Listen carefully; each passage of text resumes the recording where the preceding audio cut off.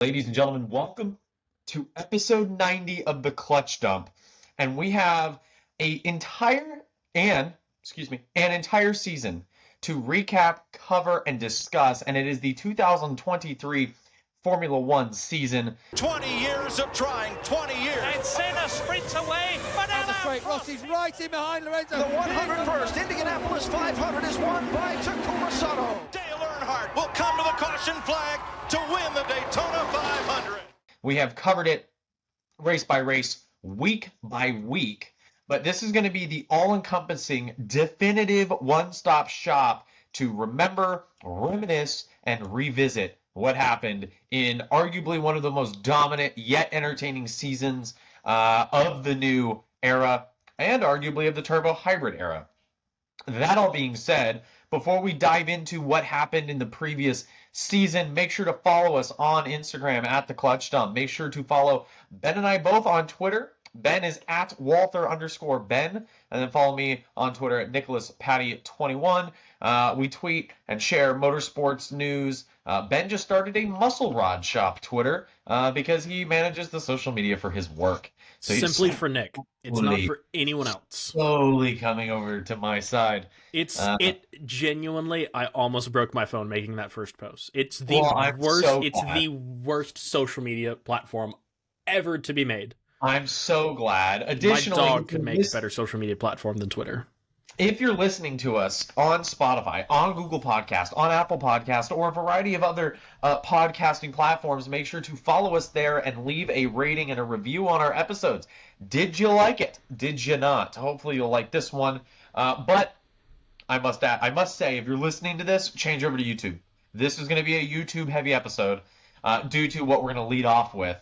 But if you're on YouTube, thank you for visiting. Make sure to subscribe, turn on the notification bell, and like the video. Thank you for 83 subscribers. We've been growing kind of weirdly enough. I'll check, Ben. I'll be like, oh, how many views do we have on the videos? Are growing at all? And I'm like, oh, like almost no views. But then I'm like, we gained 5 subscribers? What? Like, so thank you all for the support over on YouTube and all the podcasting platforms. Really do appreciate it. Before we get into what I am looking forward to the most out of this entire episode, I have a new segment. And the new segment is called Ask Grok. And what this segment is going to be is this already. Each week I'm going to ask Grok one motorsport or car-related prompt, and we're just going to share what Grok says. And episode by episode, AI will solve everything that's wrong in the automotive world. So far, everything you've sent me has been incorrect. Well, you're incorrect. So let's just start with a convenient little goofy. It's a goofy prompt. But I asked Grok, should racing fans listen to the Clutch Dump podcast? And Grok, and I quote, this is not my words, this is Grok, based on the information available, the Clutch Dump podcast appears to be a popular and well-regarded I don't know about that. source of information and entertainment for racing enthusiasts. The podcast covers a wide range of topics, including Formula One, NASCAR, and other motorsports. True. Fact check, true. Given its focus on racing and its positive reception among fans, it seems more likely that they would enjoy listening to the Clutch Dump podcast. So there you go, ladies and gentlemen. Thank you for joining us for this episode of Ask Grok. And that's the Grok on X, not the keylogging software that the NSA uses. It's different, those two. I didn't even know that was a thing. That being said, I didn't know that your Grok was a thing. That's why I was concerned when you started sending me to it. I was like, "Why you shouldn't have this? Why is this here? Your job's not that cool." No, it's not. Speaking of things that aren't that cool, not really. I mean, it is cool, but anyway, enjoy my segment. Ben, I think we have something. Do we? For the viewers, do we not? Do we? We do not. What do you mean?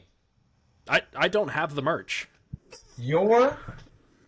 I'm gonna try to go this whole episode without swearing, but It's not gonna. We're 4 minutes in, and he's already struggling. People, it's not gonna work. Well, part of it is because I am sans merch. What? I've ordered 3 other things since that merch has shipped, and they've all shown up. It's just you, Nick. It's just you. It was in San Antonio. What the hell? Okay. Hold up. It's been in San Antonio since December 5th. How is... It's a long drive from my house to San Antonio. Oh my gosh, I was so excited. That's literally why I was excited for this episode. Oh, no, that's why I texted you earlier and was like, "Will we be unveiling the merch?" And you were like, "Yes." And I'm like, "Oh, no, I don't have it." Like I thought when you asked me, "Will we?" I was like, "Yes," because why wouldn't we? Because we don't have the merch. That's why. Well, ladies and gentlemen, to preview what we're talking about, in case there goes that segment. If you're a new listener to the Clutch Dump, welcome. But we had a bet. Yes. Before said 2023 Formula One season, where we made a bunch of predictions. And if you want to know what those predictions are like, feel free to check out one of our more recent episodes where we made our predictions for 2024. But we made predictions, and we had a point system established where for each correct prediction, we each got a point. And Ben won. I did. And as a result, I had to buy him a piece of F1 merchandise. True. We did not specify it had to be officially licensed. So I am extremely excited for Ben to see the $30-something piece of merchandise that I bought him. I'm very concerned. And if you're familiar with F1 merchandise, you'll know you can't even buy a beanie for $30. So that really just helps solidify. I was about to say, I have a hat that I bought at COTA this year, and it was $110. I don't know what's more depressing, the fact that it was $110, or Ben thought, yes, this is worth the $110. Regardless. To be fair, when I bought the hat, didn't know he was going to have a seat next year. Might have been my only chance to get, Logan Sargent. The Logan Sargent hat was $110. Cheapest hat at the Formula One tent. That was it. Cheapest hat. God, I was not there. Also, Ben, what happened to our episode 90 notes? I'm in it. I'm in the notes, but I don't see my... Oh, never mind. It's just in a different font, I guess. Nick's lost. Merch. All right, stop. Merch reveal not happening. Let me just cross that off the list. What is happening, Ben? What was your to get this horribly organized show on the road? What was your favorite moment from F1 2023? Oh, my favorite moment from F1 2023 is joyous to most, depressing to one person in particular, and that was the return of Daniel Ricciardo. That is my highlight of 2023. It's the thing the announcement of it, the first race, get more specific. What was It was the announcement of it, mainly because it was when we figured out that Nick DeVries was being fired from AlphaTauri. For starters, it was tons of Red Bull drama. Because everyone, Red Bull is notoriously ruthless. They've done this before. So this wasn't really a surprise, but everyone was like, well, he did show promise, so maybe they'll give him a season to learn the car because he showed promise in a completely different car. And as we have figured out this year, that team knows what they're doing. So, we were kind of hoping he'd get a season. No one really expected him to do incredibly. No, I was not hoping he gets a season. I was hoping he never got a seat in the first place. Well, that's because Nick is an old man. I am so certifiably on the anti-Nick DeVries train, it is not even funny. I am in favor of any new drivers in Formula One, which is what I'm least excited about for next year, is that we have 0 new drivers on the grid. 0 grid changes. Nick likes it, but that's because he's old. No, here's why I like in his ways. We finally, for the first time, will have an apples to apples comparison last year to this year. Did Daniel Ricciardo improve? Is he still faster? This is true. Will Fernando Alonso in fact win the championship? The answer is no, by the way. I listen. Here's the thing: is if I'm wrong, if you just want to go ahead, because it's taking so long to get here, if you just want to go ahead and order next year's merch, maybe it'll get to me by the time the season is over. If you just want to go ahead and do that, that's fine with me. So, want to make this upcoming season interesting, Ben? If you're so certain Fernando won't win, we already did that. No. I got one better. I don't care if I win or lose. If I win or lose, whatever. We'll buy the merch. It's $30 merch. Who cares? It's regularly scheduled. Yes. Additionally, I will bet you. Well, I'm not going to bet anything because the odds are that he won't. Are you so confident Fernando won't win the championship that you bet an extra piece of merch on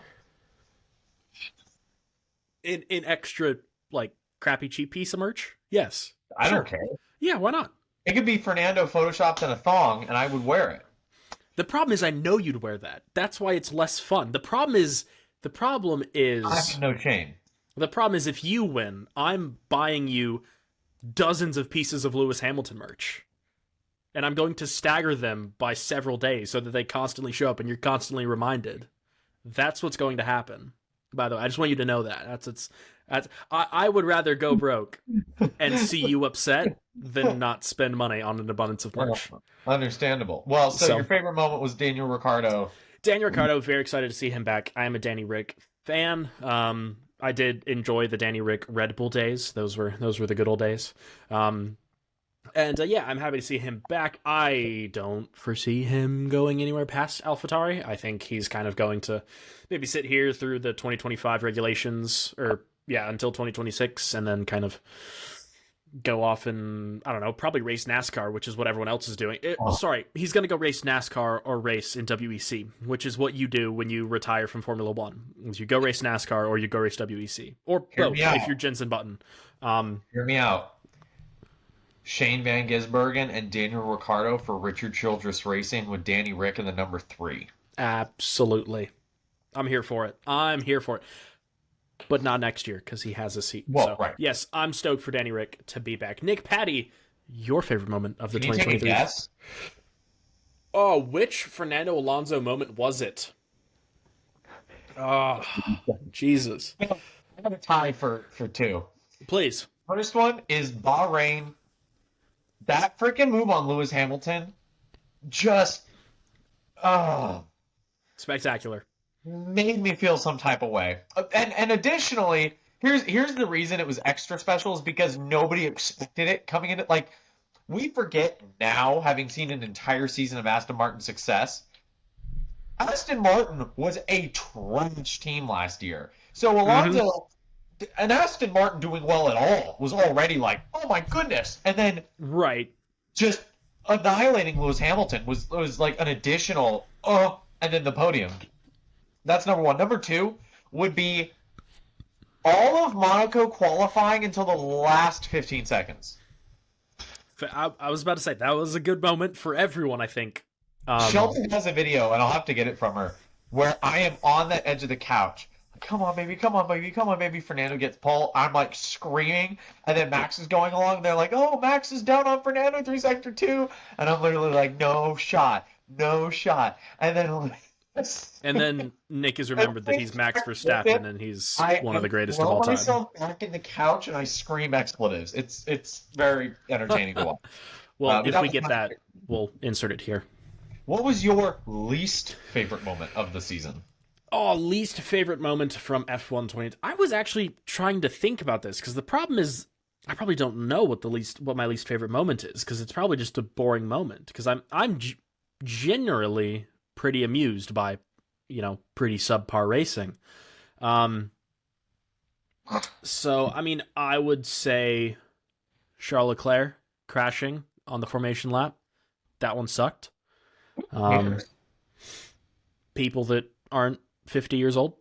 So, that just proved my point. So, thank you for that. I don't know. I generally liked most of the season. I mean, pick any one of 19 times Max Verstappen won a race. That can be any one of them. That's fine. Yeah, that's pretty much it. It's that. I mean, Fernando Alonso didn't win anything, so I can't pick that. But yeah, pretty much Charles Leclerc crashed and Max Verstappen won everything. That was about the worst part of the season. Yeah, that was it. Nick Patty, your least favorite part of the season. Which Fernando Alonso DNF was it? No, not even that. My least favorite part, but also simultaneously a great part, was Daniel Ricciardo breaking his hand. Like, I'm so happy we got to see Liam Lawson in F1. True. Like, it was a double-edged sword, yeah. Man, thanks for just, taking my thunder. But I was just like, man, it's a shame that Daniel Ricciardo broke his hand. What was it, like two or three races after his return? Two races. So. Yeah, but we got to see Liam Lawson, who turns out, like, pretty good. Sidebar: have you been following Liam Lawson on YouTube? No, but I did see the video of David Coulthard and Liam Lawson at Silverstone in the RB19. Yes, great memes out of that, by the way, because there's a picture of Christian Horner hugging both Liam Lawson and David Coulthard, and it's like time traveler goes back in time and moves a chair half an inch timeline, and it's both of them in Red Bull suits, and it's like, yeah, Also, that doesn't make sense. I asked Grok, are Fernando Alonso fans better than other F1 fans? And it said some believe that Fernando Alonso fans are the best because they're dedicated, passionate, and appreciated driver who's been in the sport for a long time. I am deleting Twitter immediately. It's going away. The shop doesn't need it. It's done. Thank you for listening to the final episode of the Clutch Dump. Yeah, I mean, overall, I thought it was a fairly good season. No, it was no 2021. It was, we didn't have a crazy championship battle. Hopefully we get that in the next year or two. If not, we have Fernando winning the championship. Right, with Fernando finishing like P17 in the championship. So that Nick's just way far off. What do you say? You must be referring to Chase Elliott. Sorry. Yeah, I thought overall it was a fairly good championship, which we will get into now. So Nick and I, like Mr. Patty said, we predicted the all 20 standings, or all 20 finishing positions for the 2023 Formula One season, and we predicted that before preseason testing. Knew nothing, didn't even see launch liveries, like we saw nothing, dude. And we were just straight feels. One of the best ideas we have ever had, without a shadow of a doubt. I'm very pleased with it. It's very good. I'm hoping it works out again this year. So I'm going to go through our finishing order, and then I'm going to talk about how close we were, how far off we were, which person we were most far off on, so on and so forth. So starting at the bottom, now granted, AlphaTauri kind of, threw a wrench in this and threw some things off. So P22, Nick DeVries. Now, obviously, Nick and I didn't have anyone P22, but Nick DeVries finished P22. I put him 4 places higher in 18th. Nick put him 5 places higher in 17th. I don't think anyone saw Nick DeVries doing anything very well this season. I don't think anyone had high hopes. I thought he'd get a 10th, maybe a 9th place finish once or twice, and then that'd be it. He'd score, maybe 2 or 3 points for AlphaTauri, and then that'd be it. And that'd be his season, and they'd go, cool, you didn't wreck the car a bunch, and you scored points. Congrats, you get to have a seat next year. Yeah. That was going to be it for Nick DeVries. Now, moving on to the person that Nick and I collectively were most wrong about, Logan Sargent, P21. So I put Logan 15th, which was 6 positions higher than he finished, and Nick put Logan Sargent 14th, which was 7 positions higher than he finished. So that's the one that we were both the most wrong about. I'm not terribly surprised about that result, I'll be honest. We both had America, and then that was our reasoning for him doing well. Yeah. We didn't have anything to back it. We were just like, well, he's American, right? So That's it. Yeah, that makes sense. I put him 15th, which is ridiculous. Nick put him 14th, which is even more ridiculous. Right. You know what? Enough. I'm just saying that's not your most ridiculous call, which we'll get to in a bit. Liam Lawson finished P20. Obviously, Nick and I didn't have him anywhere, but well done to Liam Lawson finishing 20th in a 22, driver championship apparently. So well done to Liam Lawson in P20. Nick and I didn't have Liam anywhere. Kevin Magnussen in 19th. I was right on the money with old K-Mag in P19, which served me. Congratulations, dude. Nick put him 18th, ahead of only his teammates and one other person. Dude, freaking. Why does K-Mag have a seat? Do we know? Are we aware? The only. Who else would drive for Haas? Cole Custer? I mean, I have no idea. Freaking put Gene Haas in there himself. He'll probably do better. Totally random sidebar. Okay. Guess who I found out used to work at Radford? Oh, Santa Claus. Michael McDowell. Really? Yeah, I was like, oh. That's pretty neato. Well, like mentioning Cole Custer reminded me of that, but I just thought I should. There's a weird line that gets you there. And it being the Ford Mustang. But I'll be honest, Kevin Magnussen, I believe, excluding Nick DeVries, because Nick DeVries is the biggest loser of the season. That's fair. You're a Formula One driver. Hot garbage. Yes. Like, there's no more way to be the biggest loser of an F1 season than to start the F1 season and then get fired halfway through the F1 season. And to make it worse, in a field of 20, finishing 22nd. But if DeVries, you found a way to be worse than the worst. If you exclude Nick DeVries, Kevin Magnussen is the biggest loser. How? Well, because he finished only in front of Liam Lawson, which makes sense. Liam Lawson only did 4 races. And then he finished in front of a rookie, which, you should be finishing in front of rookies. I feel like Kevin Magnussen, of the experienced people on the grid, had the worst performance. Especially when you look at where his teammate finished. I feel like 3 positions higher, but still. But the same could be said about Zhou Guan Yu and Bottas, because the differential's the same. Oh, fair enough. But I'm just saying. You could say the same about Lance Stroll and Fernando Alonso. You could say that about most teammates. But I personally think Kevin Magnussen had a horrible season, and he was just nowhere all season. I want Haas to just occasionally sneak in a P10. Just sneak it in there randomly. We should do an edit where it's screw it, Kevin Magnussen highlights, and it's 3rd place 2014 McLaren and then pole 2022 Haas. That's it. The only highlights. Then that's it.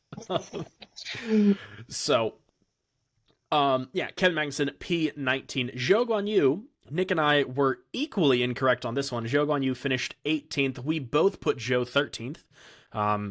I think collectively we both thought the Alpha was going to be a bit better than it was this year. Alpha was going to be better than Haas, better than Williams, better than. I thought they were going to be the worst midfield team, is I think how I put them. If you compare them to McLaren and Alpine, I thought they were going to be worse than McLaren and Alpine, but better than Haas and Williams, is where I thought they were going to be. And they just weren't, which kind of sucks, especially now that the Alpha name is gone. Yeah. How do you feel as our resident Alfa Romeo owner, even though it's sort of not an Alpha? I just, the only way... Are you going to badge the Stelvio as a Sauber? Are you going to pull the Alpha badges off? Badge it as a Sauber? Timeout. Okay. The only way I will be a fan of F1 after Alonso retires is when Porsche buys the Audi rights to the Sauber Alpha team. That's the one. You got to do PEMDAS. You got to do. Oh, got it. Yeah, got it. First, inner, outer, got it. Okay, now I get it. Got it. Porsche. Understandable. Anyway, finishing P17 despite only running half a season, Daniel Ricciardo. Obviously, Nick and I didn't have him anywhere because, well, he didn't have a job at the beginning of the season. Here's the thing. The fact that Daniel Ricciardo beat anybody in the standings is ridiculous. Guys, beat anyone in the standings other than Liam Lawson. He ran like 6 races. Yeah, it was nuts. He got 2 points finishes, and that's enough to get you 17th in a 22 driver championship, which is insane. Also kind of sad, because that means that a lot of people didn't get points. So, I'd like to get to a point where, like, P20 has, like, 10 points. I'd like to get there, where it's that mixed up. That'd be nice. Oh. May I recommend IndyCar? Is that what that is? Okay. No, it's okay. A lot of people make that mistake. I knew I was smelling something. It was IndyCar. Moving on to P16. It was non-hybrid cars. Until next year. So, real quick, interjection. Before people sit here and think to themselves, this was the biggest day of NASCAR and IndyCar news in like years. We will cover it in the next episode. So episode 91, we will have motorsport news. Don't worry about it. We're also going to go over our 2024 race calendar because I have that as well. It's okay, guys. I was not only just... It's fine. Ben just took my thunder, swooped in, and then... Scooped it up. What? Nico Hulkenberg, 16th. I put him 2 positions higher in 14th. I was expecting a lot out of Mr. Hulkenberg, and then Nick put him 19th. Not expecting much out of Nico Hulkenberg. Nick, what was your thought process 1 year ago this time? A driver who hasn't been in the sport for a few years coming to the worst team on the grid? I'm sorry, was I supposed to expect he'd be 16th? But Nick, he has a record for the most races without getting a podium. Right, and? Fair enough. Moving on, Valtteri Bottas in 15th for his second season at Alfa Romeo. I'm just glad Bottas amid torrid Formula One results can sell soft pornography and give the money to charity. That's a I'll tell you what, didn't have that one on my 2023 F1 bingo card. That was not on my prediction list. On my bingo card, that was like way up here. It was way over here. If this was a graph, Mm-hmm. that would have been in the next county in Arizona. Yeah, it's a weird outlier that everyone's like, "What's going on over there?" It's like we don't talk about him. That's just over there. I don't know. I have safe search on. I don't know. So Valtteri Bottas 15th. I put him 11th. Thought he'd finish just outside the top 10, and Nick put him 12th. Once again, we both thought the Alphas would do better, which sucks because they had such a good livery. I think we'll go down as one of the best liveries of this era of Formula One car. Do you agree? Disagree? Especially the green one. I think their best livery was the white with the red, the first year Charles Leclerc came in. Oh, yep, that's right. That's a good one. Okay. Giovinazzi, of course. Can't forget the Le Mans winner. Can't forget the man who won a race for Ferrari.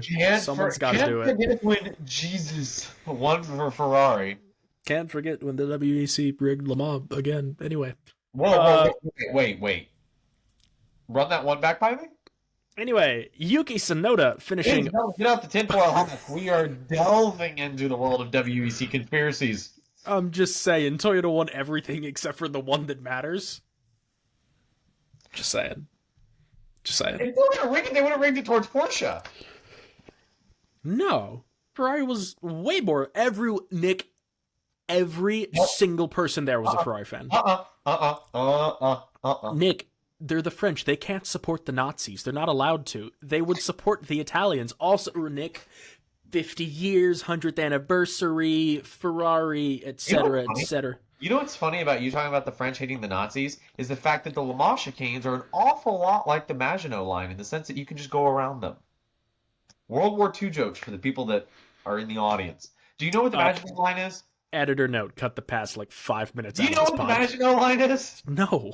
It's a wall that the French built to keep the Nazis out. They built it from the Mediterranean all the way up the border of France to Belgium. And then because they didn't have control of Belgium, they just stopped. And so the Nazis just marched north into Belgium and walked around the multi-billion-dollar wall. Which, funny enough, the chicanes on the Mulsanne Strait were actually the French keeping the French out, funnily enough. Anyway. Huh? Peugeot has the highest top speed ever. That's why it's gone. There it is. We got there eventually. Anyway, we wrapped it back to motorsports. Editor note again. Keep that in. Yuki Tsunoda, 14th. I put him finishing 20th. I had no faith in Yuki. I had no faith in the AlphaTauri. I thought he would do horrible. Frankly, I thought he'd do worse than the Nyck de Vries. Boy, was I wrong. Nick also put him 2 spots lower in 16th position. Nick actually putting him... Can we take a quick ASMR break? No. I don't know if you hear that. Editor note. Shut up. Put a funny noise over that. That's all I'm going to say. Alex Albon finished 13th. I put him 3 spots higher in 10th. I think Albon is, I can't say underrated because everyone says he's underrated, which means he's perfectly rated. I think Alex Albon is a fantastic driver stuck in a Williams. I thought he was going to do well. I had him in 10th. Nick put him 2 spots down in 15th, ahead of Yuki Tsunoda. That was because it was Williams. That wasn't a slight against Alex Albon's ability. However, we do need to talk about something. You put him behind Logan Sargent. Please elaborate.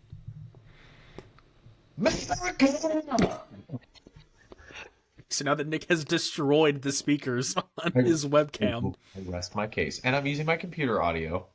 He also blew out the speakers on that. Anyway, Esteban Ocon finishing P12, the first of our Alpine boys. I put him 4 spots down in 16th. Nick put him up 1 spot in 11th. I thought the Alpines would be quite horrible this year. I put them way far at the bottom. I claim the Alpines. Whoa. Let's just rewind to Melbourne. I'm scared. Remember the best moment of the Formula One season. Being? Oh, yes. Sorry. How could I forget? My bad. We'll get to that in a bit. I thought the Alpines would be quite terrible, and that proves true once again when we get to P11, Pierre Gasly, who I put 6 spots down. This was my personal worst guess. Did Fernando finish in the top 10 in the points in both seasons with Alpine? I don't know, actually. The answer is yes. Okay. Fernando's superiority, gang. Yeah, that makes sense. That checks out, actually. End of story. My worst prediction was Pierre Gasly, who finished 11th. I put him 17th because I thought the Alpine would be horrible. Nick put him... Whoa. You're mocking me saying Fernando will win the World Championship. You put Pierre Gasly in an Alpine in 17th? Yes, because I thought Alpine would be in shambles. You're saying you thought they'd be worse than Williams? Yep, I did say that. Yep, that was me. Yep, Ben Walther thought that a Renault would be worse than a Duracell battery. As it turns out, I was wrong. Nick put him 2 spots higher in 9th. Nick had all the faith in Alpine. Turns out he was more right than I was. Screw Alpine, man! We get on to Nick's favorite driver now, Lance Stroll, finishing P10, who Nick had right on the money, actually. Well done to Mr. Patty. P10 for Lance Stroll. I put him up 1 spot in P9. For some reason, I was hyping up the Canadian. Oscar Piastri in P9. This is where things get interesting, folks. Just miscalculation of the entire prediction. It's about as bad of a miscalculation as you could make, aside from putting Max Verstappen P20. Oscar Piastri finished 9th. I put him 12th. Ben, go ahead and humiliate me and remind me what I called him prior to the season. The direct quote was hot garbage. However, I will say... He was, in fact... If we ended these predictions at race 7, I would have been right. Like This is true. I would... Not far. I mean, I was. But... If we had time, I would read through our predictions through every race, but that would take hours. But for the first, half of the season, Nick was murdering me. He was way ahead. And then McLaren remembered who they were, and they fixed everything, and it's okay. So, yeah, it turns out this year's car was actually just an MP44 that was rebodied to look like the current car. Senna and Bruce McLaren did shots one night, and they were like, you know what we should design? Oscar Piastri finished 9th. I put him 12th. I thought he'd do worse than that. I thought he'd be the best rookie. He was my highest placing rookie. But Nick put him P20, which was 11 spots lower than he finished, which is about the worst result you could do. And looking at our predictions for next year, I don't think we'll have anything quite that off for next year. I think we've got a pretty good understanding because we're apples to apples now. Hear me out. Unless Aston Martin regresses like they did mid-season. And then my Fernando winning the World Championship could be him in P12. True. This is true. Someone would have to massively fumble, or Haas would have to bring an RB19. one of the two has to happen. If one of those two happens, one of us could be very wrong. If neither of those things happen, one of us will be extremely accurate. You know what I want? I want a Porsche. Ferrari to take a tumble. I want Ferrari to be like battling Yuki Tsunoda and Danny Rick. What did we do to you? We've suffered enough. What do you mean we? You drive not a we. Camaro. You're not a True. Charles fan. It's me. I am a Charles fan. He's not my favorite, but, I don't hate the guy. There's only one driver on the grid that I hate. It's because you want to get with the single women who are Formula One fans and then by proxy Charles Leclerc fans. I don't have time for women, Nick. They're just exhausting. It's ridiculous. Anyway, George Russell, Being a Ferrari P8. fan. True. This is why I don't have time for women, because I'm busy being depressed as a Ferrari fan all the time. George Russell finished 8th. Over here, like, if I wanted to be depressed, I have Ferrari. I don't need women. Exactly. George Russell, tied for my worst prediction, finished P8. I put George Russell 2nd, and Nick put him 5th. George Russell had a pretty bad season for being a Mercedes driver, all things considered. Elaborate, please. No. Fair enough. Anyway, moving on. Carlos Sainz, P7. I was right on the money with Mr. Sainz, which I wasn't until the last race. Do you want to when pat he on the back? Do you want me to, like, drive back to Bernie and pat you on the back? Yeah, that'd be nice. Also, if you want to bring my merch while you're at it, because it's not here, so you must have it. You know what? Let me throw a USPS decal on the side of my white Camaro, and I'll get right over there. Oh, you can put a FedEx livery sticker on it. You got to do less livery that way. Unrelated, speaking of liveries and Camaros, you know that Sunoco liveried GT1 Camaro Trans Am car? How could I forget about it? Yes. I dream about it every day. And it's for sale for like $40,000. Yeah, that is peak GT1 4th gen Camaro. Yeah, and it's on sale for $40,000. That's it. That's as expensive as they get. And the great part is they were $40,000 5 years ago, and they'll be $40,000 15 years from now. You should go get it. No, I'm kind of bored of my car. I'll be honest. Right, so get a real 4th gen. And by real 4th gen, I mean something that has nothing to do with Chevy or 4th gens. I mean, it has an older motor and a straight axle. Also unrelated, I tweeted that the fix to IndyCar amongst these engine regulations is we should just throw a 900 horsepower mid-90s NASCAR motor in the back of an IndyCar. See what happens. What's the worst thing that could happen? Death. Well, the worst thing that could happen would be Carlos Sainz DNFing from the final race and dropping 3 positions in the standing, dropping into P7, giving me a valuable point. If this did not happen, Nick Patty would have won, and I would have bought him merch that would have showed up on time. And probably had been officially licensed. And would have been. I thought we were buying officially licensed merch. I was fully prepared to buy Nick Aston Martin merch. I'm also broke. I'm not, though. That's the difference. I was prepared to buy, like, real merch. Carlos Sainz, Nick put P3. Nick put Ferraris way high in the standings for this year. Lando Norris. Nick and I equally underrating Lando Norris. So Lando Norris finished 6th. Nick and I both put him 8th. He had a fantastic season in what started out as a tractor of McLaren. Charles Leclerc finishing P5. I put him in 4th. Nick put him in 2nd. Fernando Alonso, Nick and I equally underrating him. He finished 4th. Nick and I both put him 6th. That's changing for next year. I will never underrate him again because I put him as number 1, baby. But you could be more wrong next year, though. El Padre is going to not only get 33, but he's going to get number 3. Do it for Dale, baby. I'm just saying. How it works. Clip this in a year's time when we do this again. I also think it's poetic that Max ended Lewis's reign and Fernando ended Schumi's reign. Fair enough. Fair enough. Also, I cannot wait for the merch for when Fernando and Max run a shared Le Mans car, and I will buy all of the merch. I'm stoked about that as well. Jackets, vest, all of it. I'll buy it all of it. Nick's buying all of it. Lewis Hamilton finishing P3 in the championship. I was dead on with this one. Nick put him finishing P7 behind Fernando Alonso. Sergio Perez finished 2nd in the championship, surprisingly. I put him P5, Nick put him P4, and then the one person that Nick and I both got correct this year was Max Verstappen P1, which nobody is surprised about. Now, some quick stats on your drivers. Obviously, your winners were Max Verstappen, Sergio Perez, and Carlos Sainz. That's it. So I don't actually need to run through who got what wins and what. That's it.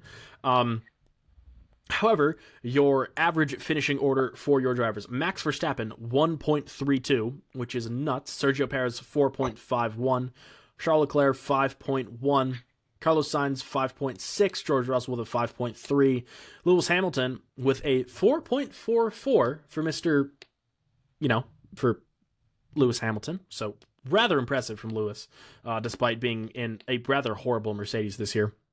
Esteban Ocon with 8.5, Pierre Gasly with 9.3, Oscar Piastri 8.46, Lando Norris 7.53, Valtteri Bottas 13.07, Zhou Guanyu 13.17. Those two actually fairly closely matched. Can we just observe that Alfa Romeo's average finishing position is marginally better than Kevin Magnussen and worse than Nico Hulkenberg? Yes, we can acknowledge that. And they have the same engine. Keep in mind, identical engines. Oh, that's right. They do. The only difference is chassis. Yep. And you're telling me that they're on par with Haas. If you would have told me that last year, 2 years ago, 3 years ago, I would have been like, are you out of your mind? I would have been hyping up Haas.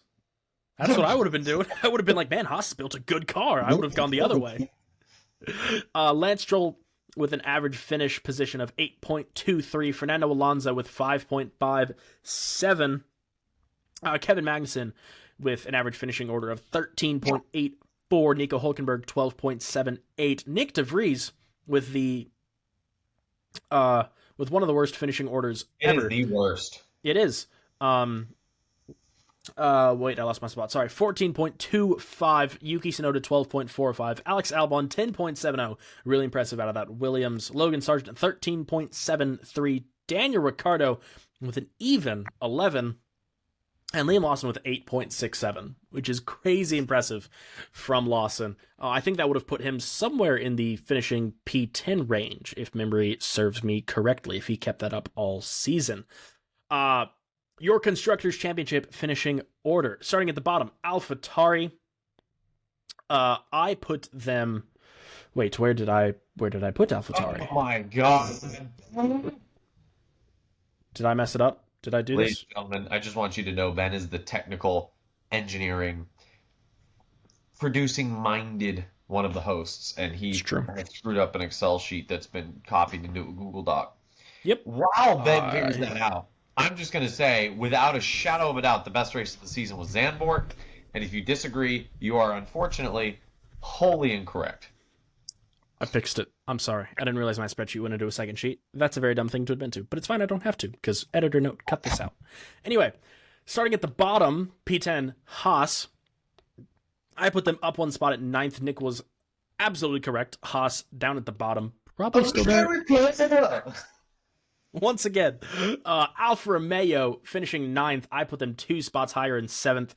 Nick put them in P6, which is 4 spots up? 3 spots up. I Sorry. don't know why you put 6 spots up. Because I read 6. That was because I did this 3 minutes before the podcast started. I certainly did not put them 3rd. So I was looking at it, I was like, Nick was confident. No, Nick put them 3 spots up in 6th. AlphaTauri finishing 8th. I put them 2 spots down in 10th. I had no hope in AlphaTauri this year. Nick put them 1 spot down in 9th. Williams, Nick and I were split on this one. They finished 7th. I put them in 6th. Nick put them in 8th, which means if we average us out, we're on top of this. Alpine finished 6th. I put them 2 spots down in 8th. Nick put them 1 spot down in 7th. Aston Martin, Nick and I both put them up 1 spot in 4th from their 5th place finishing order. McLaren, Nick and I both put them 1 spot down from their finishing order of 4th. Ferrari, I was dead on with that one. Nick put them up 2 spots in 2nd. In 1st. Or sorry, you put them in 1st. Wow, that was ridiculous. I'm just saying it was. Mercedes 2nd, that's where I put them. Nick put them 1 spot down in 3rd. And Red Bull, I put them in 1st, which is where they finished. Nick put them 1 spot down in 2nd. So, okay. enough of the notes. Ladies and gentlemen, we are diving off of recapping our predictions. Yes. And here's why, Ben. Let's get real with the people. Mm-hmm. So, big picture, I'm trying to find where our timer is. Okay, we're at 44 minutes, so we're golden. We're fine. So, this is a Formula One 2023 recap, and we've just gone through driver standings, we've gone through constructor standings, we have recapped kind of what our predictions were and where they actually ended up. We obviously know Merch is somewhere in San Antonio, probably Maybe. at a crack house on the south side, if I had to guess. So Totally Ben's using possible.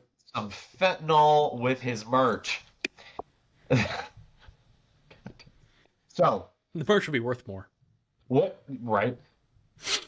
Sitting back, what race stands out to you as like what race do you remember being on the edge of your seat the most? What race do you remember being the most entertaining? What race for you had the most surprising results? What was like when you look back and somebody goes, Ben, what 2023 F1 Grand Prix would you rewatch? Which one would it be? I mean, the answer has to be Singapore, doesn't it? No, Zandvoort.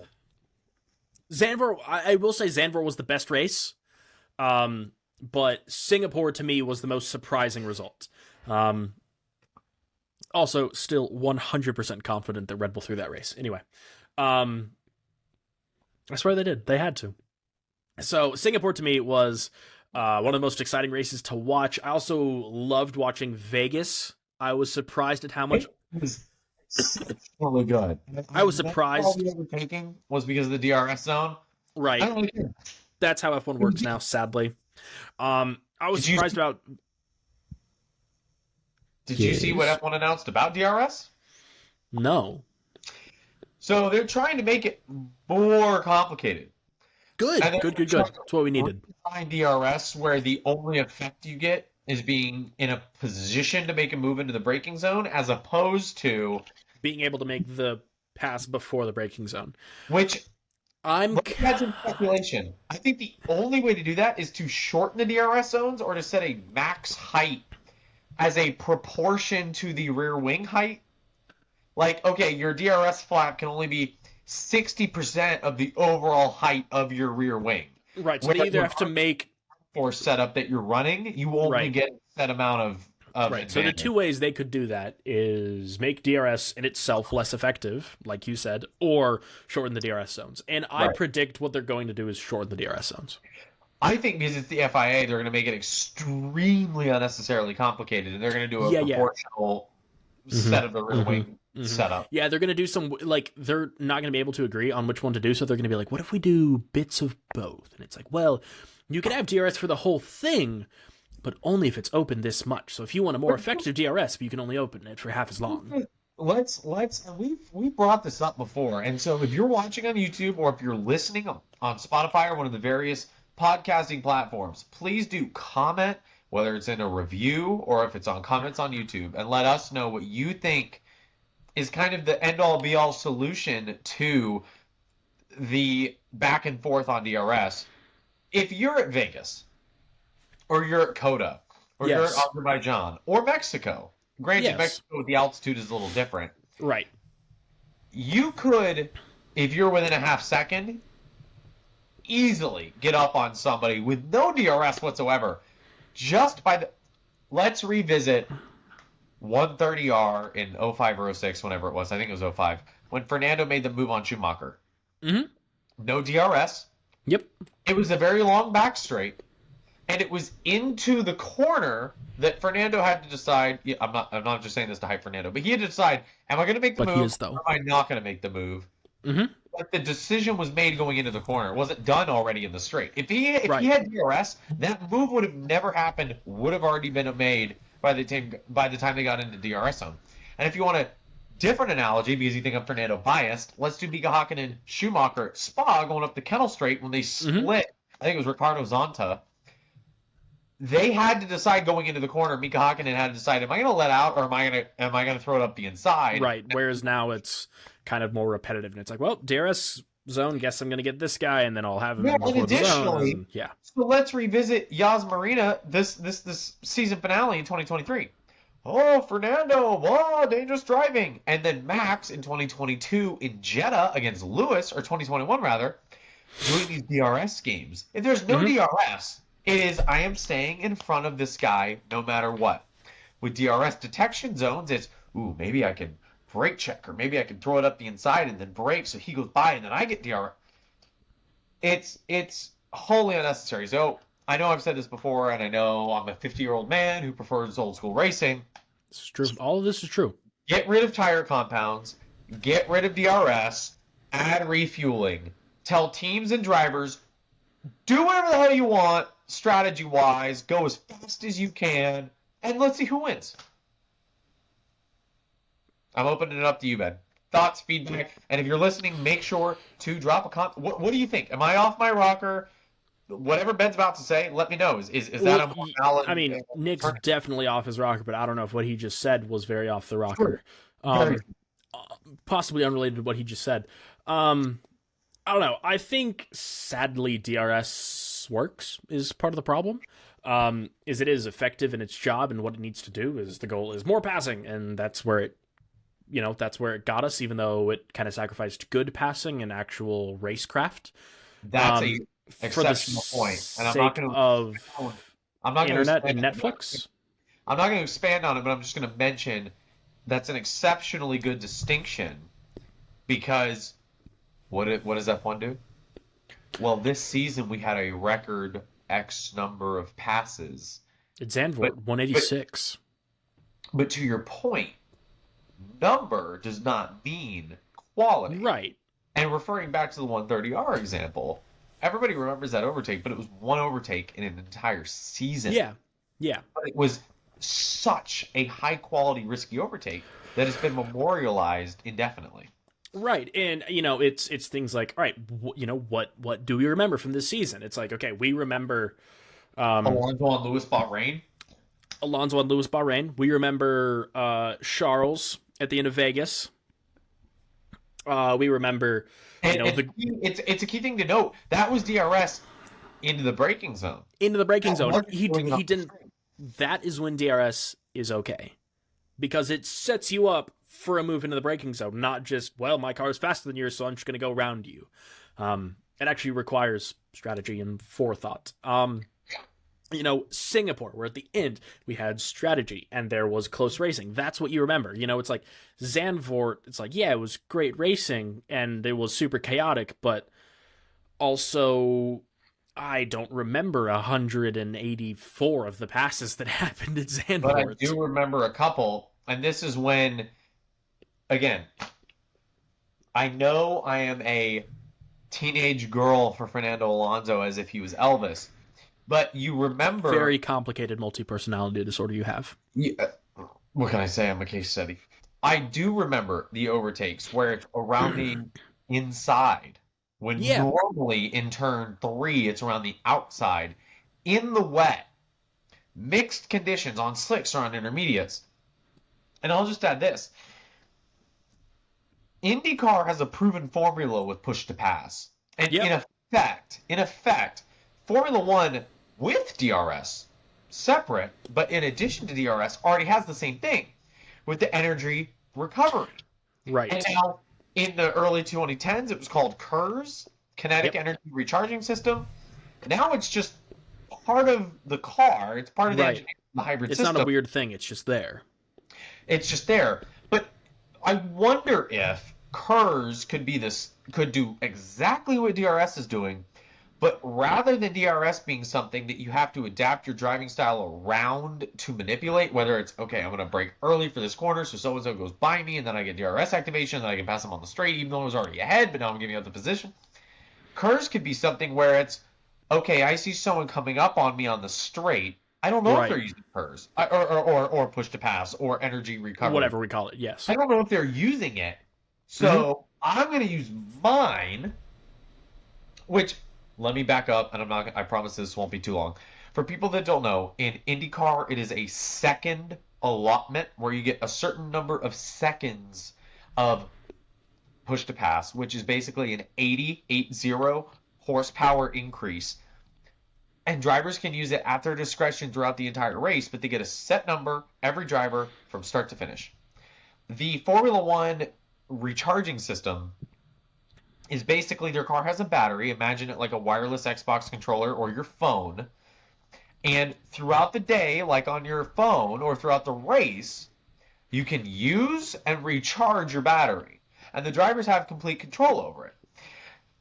But if you were to have that be the only kind of advantage over another driver, Right. what you inevitably have is the other driver having that same ability to react. And then you add the element of strategy. So, for instance, Sao Paulo, one of the best battles of the season, Fernando and Sergio Perez. You have Perez overutilizing his energy to be able to get past Fernando. But what does Fernando do? Granted, he had the benefit of DRS coming out of turn 3. Right. But even up the front straight for the finish, they're strategizing, okay, I have X percentage of battery. I'm going to use this percentage here. Okay, maybe I can give up the position here because I have extra energy. There's no way he had that energy. And then I'm going to use my disproportionate advantage in energy to give me some more horsepower here. Yep. That, to me, is exponentially more interesting than I'm within a second for 10 laps. I'm just going to push a button. And I don't think about this, and I'm an opinionated 24-year-old that's done hobbyist driving and watches racing my whole life. And this is why, and that makes us experts. I'm not just doing this for engagement, but I seriously am interested, as fans of motorsports, who take the time to go listen or watch a podcast, what do y'all think is the answer? Because, yes, we're getting more passing. None of it's as memorable. Why was the Fernando Checo battle memorable? Because it lasted several laps. Most cases, it doesn't last that long because whoop, DRS passed, see ya, gone. Yep. And I think the other thing with push to pass, KERS, whatever you want to call it, is it would make what we have now as DRS trains much more interesting. Because if you get into that situation, that's a very good point, where you get 5, 6, 7, or 8 cars lined up, and they're all within a second of each other, so they all have DRS down the straight. We're looking at you, Alex Albon. We get all these cars going down the straight. Well, you can look at that and be like, all right, well, so it's 6 cars, 4 of them are going to use their push to pass on the straight so that they can keep up and play a little game of chicken we got going on. I get the braking zone. Maybe the 2 cars at the back hold back for a bit, lose a bit of time, but then over 2 laps they have more energy and they can get past, start, picking off cars, that sort of thing. You wouldn't get DRS. The thing about push to pass is if it's an energy system that recharges, or if it's like push to pass in IndyCar where you have an allotment for the race and then once you're out, and that sucks. I think if it was like that, it'd be super interesting because I think if we had push to pass saved for the end, if you get that DRS train style thing, I think that's one of those things where you could have people going from, maybe P20 jumping up to P16 with, a couple laps to go, or that's where you'll get people jumping from, maybe 3rd to 2nd, or maybe it's something as simple as jump from 11th to 8th, that sort of thing. You can keep it up and play your strategy differently. Let's compare it to tire management, right? So, some of the more interesting races we've had are where the experienced drivers, and again, I know Fernando is an example, and I'm sorry, but it's the one that comes to mind. He's a good example, yes. Fernando in Bahrain managing his tires, being able to push, the car being a little bit better on tires, being able to manage that and then utilize the advantage in grip when he needs to without going over the line, causing unnecessary graining or causing the fall off of the tire, leads to some exceptional overtaking, but not just that, surprise moves through the field. So as Ben just mentioned, let's say, and this is a stupid example, let's say Logan Sargent was like, hey, I know I'm not the fastest person in the field, but I'm just going to save all my energy for the last 20 minutes of the race. So call it 8.5 laps or 11 laps or whatever the lap is around the track. Sure.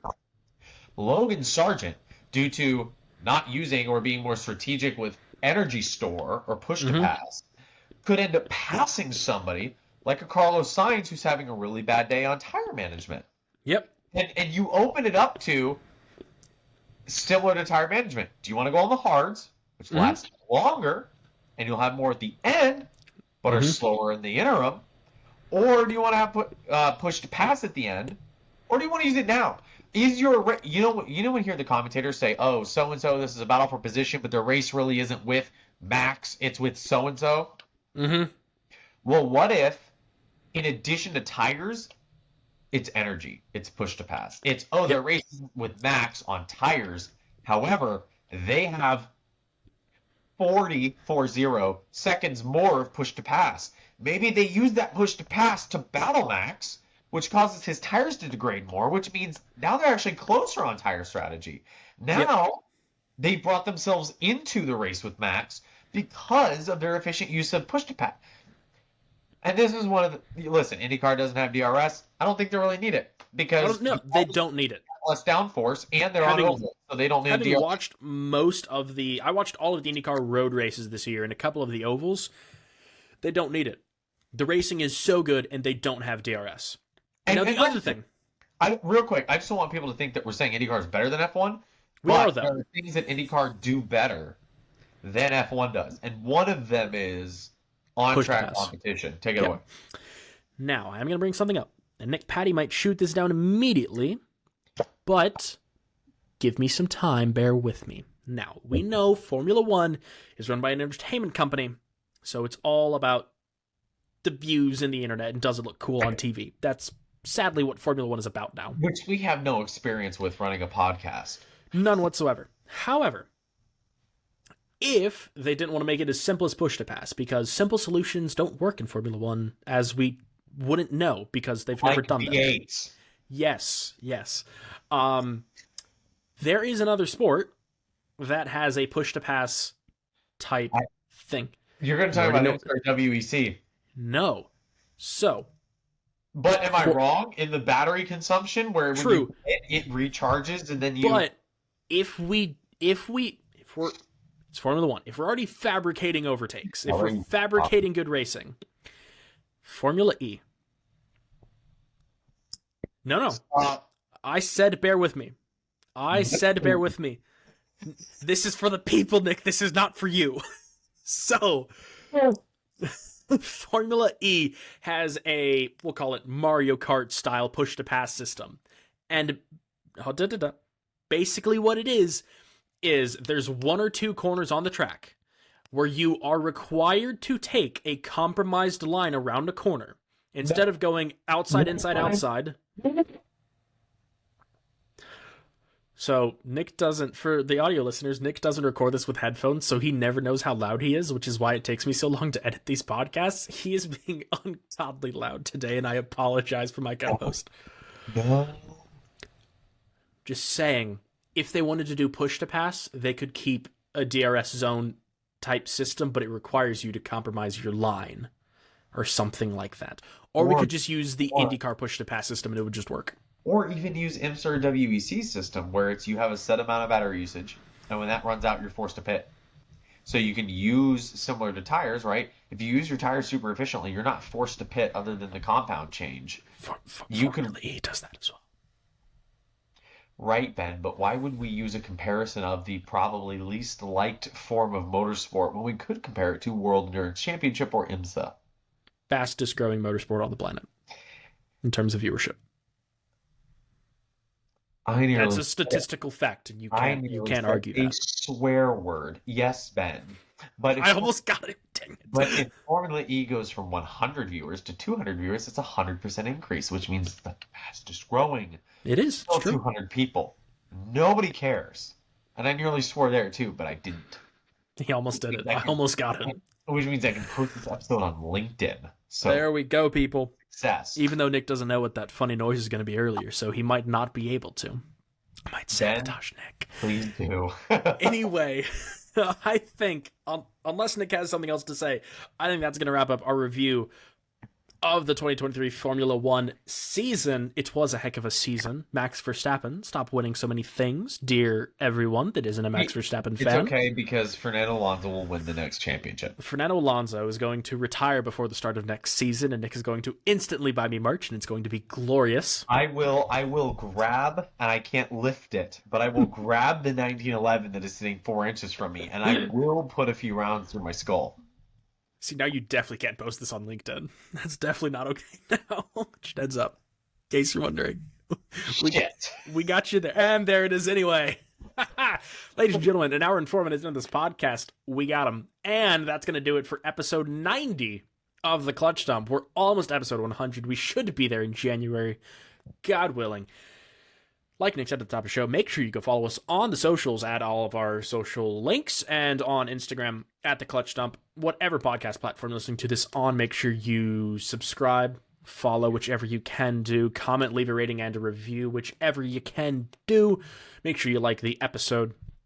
If you're watching this on the YouTubes, hi. Also, make sure you like, comment, subscribe, share the video, all those sorts of things. We do appreciate it. We will see you next time for episode 91, where we cover what has happened in the world of motorsport in the past week of off-season, as well as review our 2024 racing calendar and some interesting things, some things that we're changing, some new series that we're following, some old series that we're not going to follow. I'm sorry, NASCAR, you didn't make the cut. Anyway, that's going to do it. We will see you next time for episode 91.